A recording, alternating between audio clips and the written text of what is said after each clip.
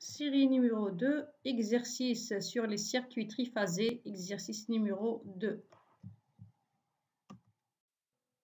Énoncé de l'exercice, une source de tension triphasée, étoile, donc elle est montée en étoile, ça c'est la source, de 120 volts par phase, donc la tension par phase entre phase et neutre, donc c'est des tensions simples, V1 égale à V2 égale à V3 égale à 120 volts en valeur efficace.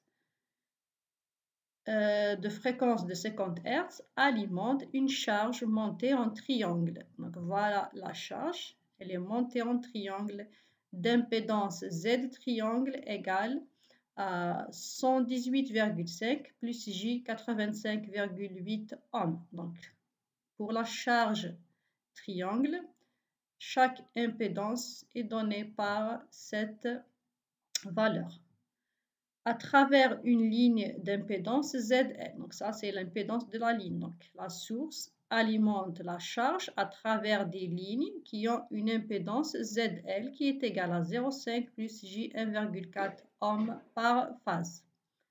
Première question, calculer la charge étoile équivalente. Donc on va remplacer la charge triangle par une charge étoile équivalente et tracer le circuit équivalent par phase. Question 2, calculer le courant de ligne I.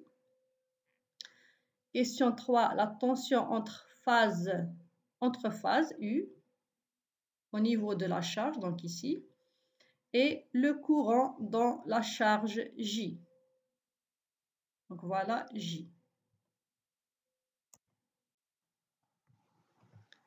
Réponse à la première question, calculer la charge étoile équivalente et tracer le circuit équivalent par phase.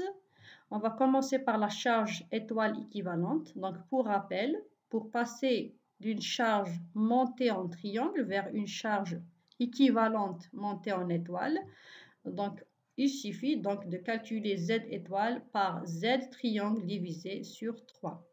Donc, revenons à notre exercice. Donc, voilà notre source qui est couplée en étoile. Donc, on l'a représentée par un bloc qui alimente une charge montée en triangle à travers une ligne qui a une impédance ZL.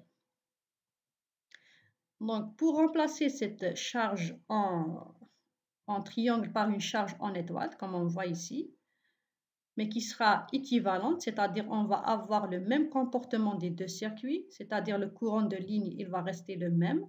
Donc, il suffit de diviser l'impédance Z triangle par 3. Donc, application numérique, Z triangle est donné par 118,5 plus J 85,8 sur 3. Donc, ça va me donner une impédance Z étoile de 39,5 plus J 28,6 ohms. Donc, si je remplace cette charge Z triangle par cette charge Z triangle, on va avoir les deux circuits qui vont se comporter de la même manière et les courants de ligne ils vont être les mêmes. Deuxième partie de la question, tracer le circuit équivalent par phase. Donc là, on a repris donc, la transformation triangle-étoile. Donc pour tracer le circuit équivalent par phase, c'est-à-dire entre phase et neutre, donc on va prendre la phase 1. Donc ce schéma, c'est le même. Donc on a essayé de représenter la source qui est à l'intérieur pour mieux comprendre ce circuit équivalent.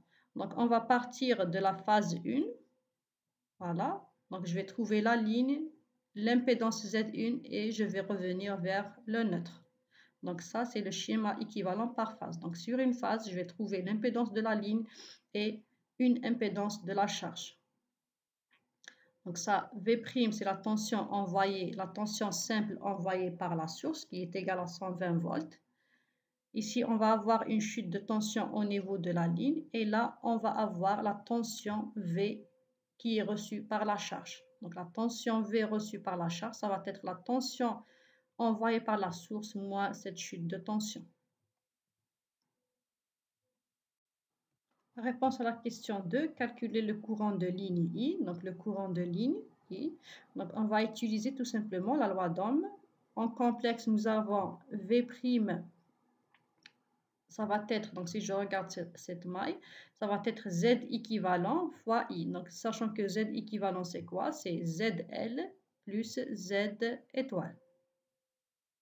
Donc, Z équivalent, c'est ZL plus Z étoile fois I. Donc, si je passe aux valeurs efficaces, donc ça va être la même chose. V', donc en efficace, ça va être le module de ZL plus Z étoile fois I efficace. Donc, il suffit de calculer donc, le module de Z équivalent. Donc, Z équivalent en complexe, c'est ZL plus Z étoile. ZL, c'est 0,5 plus 1,4 J. Et Z étoile, on l'avait calculé, donc c'est 39,5 plus J, 28,6.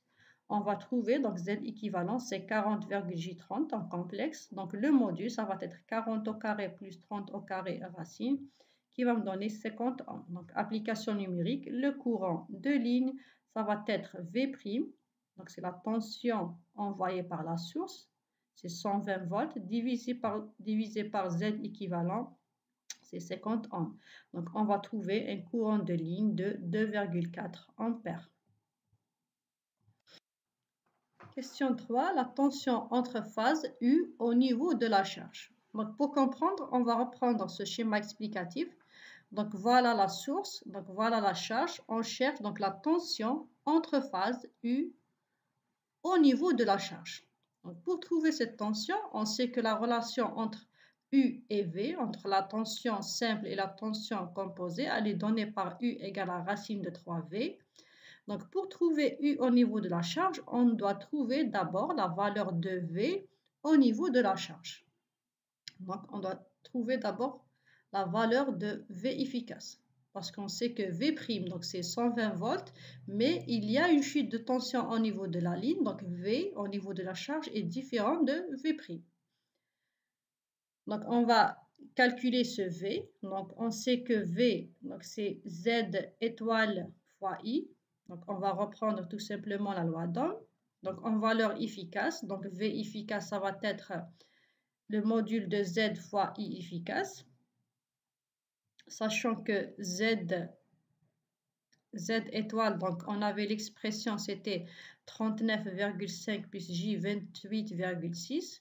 Donc, le module de Z, ça va me donner 48,77 ohms. Donc, ça va me donner V égale à la valeur de Z, 48,77 fois le courant de ligne, c'est 2,4 ampères. Donc, je vais trouver V au niveau de la charge, la tension simple au niveau de la charge, c'est 117,04 volts.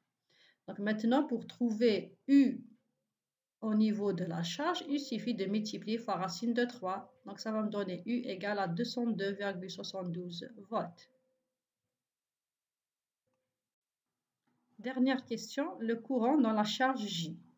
Donc, pour trouver le courant J dans la charge, donc on doit revenir sur la configuration en triangle. Et on sait que la relation entre le courant de ligne et le courant de charge J, donc il est donné par J égale à I sur racine de 3. On sait que donc, le courant, donc il va rester le même parce que c'est le schéma, c'est-à-dire le courant de ligne en triangle, il va rester le même que celui en étoile parce que c'est une charge équivalente. Donc, le comportement des deux circuits est le même. Donc, je vais avoir I égale à 2,4 ampères sur racine de 3. On trouve J égale à 1,39 ampères.